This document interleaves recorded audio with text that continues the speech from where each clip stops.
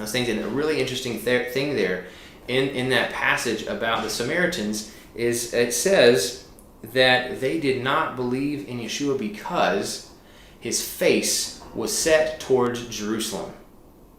So the Samaritans, their face was set here towards the Mount of Blessing, to Mount Gerizim. This is where their temple was set up. This is where they worshiped. This is where their altar of prayer was, right here.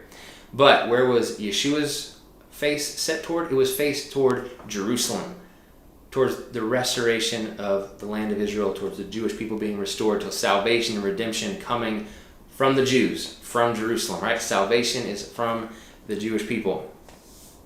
And so that's what I feel like as I'm sitting right here on the Mount of Blessing. I'm saying, church, the body of Messiah, we need to wake up. We have had our altar set on Mount Gerizim. We've had our altar, prayer altar, set in all different, various places, whatever that has been. But we need to move it. We need to hear the call of Yeshua, of Jesus our Messiah, who says his face is set towards Jerusalem. We need to hear that word of salvation, and we need to set our face towards Jerusalem. So I encourage you, I want to admonish you that this is a very, very important thing. I want to encourage you to get involved.